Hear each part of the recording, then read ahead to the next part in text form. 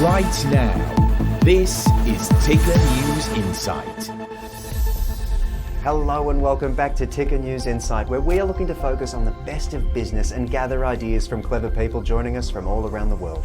I'm your host, Mike Loder, and joining us now is Dee Toza, who promises to be one of the world's most successful, qualified, experienced couple psychologists with almost 35 years experience helping more than 5,000 couples connect or reconnect. Dee Toza is a published author and master coach for couples in crisis because of infidelity, compulsive behaviours, substance abuse, and all sorts of other things that we know relationships can come across. She joins me now in the studio, and it's wonderful to have her with me. Dee, thank you so much for your time and, of course, coming down in person. Hi, Mike. Thanks so much for having me. It's a privilege. I'll dive right in. What is one of the biggest mistakes you're witnessing people make in their relationships? It's obviously been an interesting few years. Yes. What are you seeing?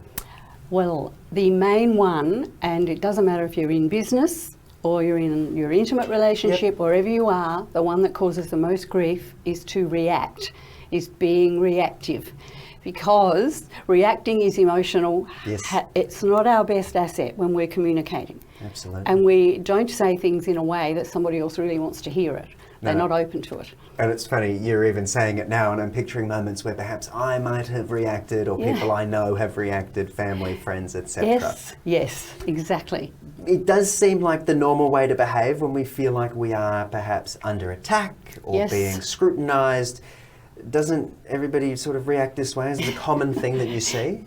It is a common thing, and that's what brings so many couples to couples therapy, because they don't know how else to do it, and they attack, defend, whatever it is, in a way that the other person doesn't have a comeback. And they corner them with this emotional stuff.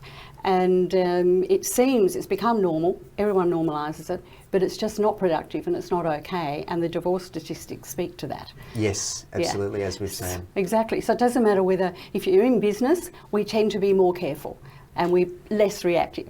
We are more considerate and hearing and listening what's being said. If we've got friends, with a special friend, we're even still careful there if we want to keep the friend. Yes, we tread more carefully, we're not so reactive.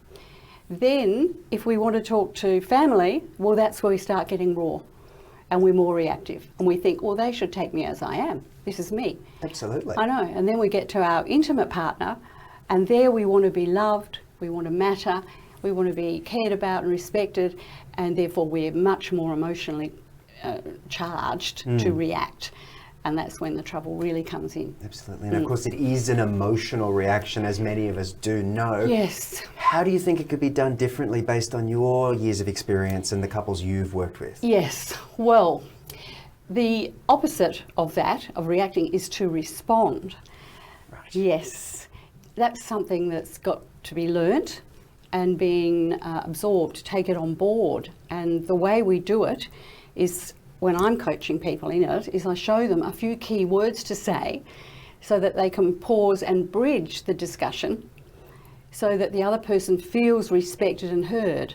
So I've actually got 3 tips around that, if that's helpful. Please. Yeah. So the most important thing is to not interrupt. And again, whichever scenario we take, at work we're less likely to go through the spectrum right across to our intimate one, we're most likely to. Yeah. So if we interrupt, we're usually doing it in a disrespectful way.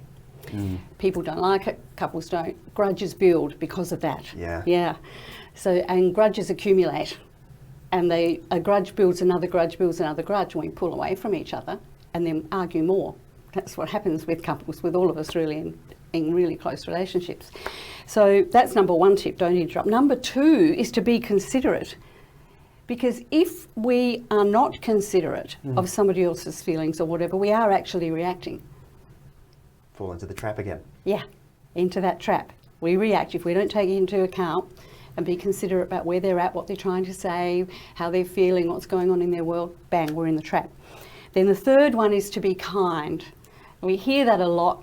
It's so hard to be kind in some situations where you really feel you're getting slammed by a partner. Yep. Yeah, it's really hard. But at the end of the day, the kindness always wins. And this is a key point. Kindness and reactivity cannot coexist. So if we're reacting emotionally, there's no kindness. Yeah. If we're being kindness, that's the most the biggest point. Go kind, no reaction will happen.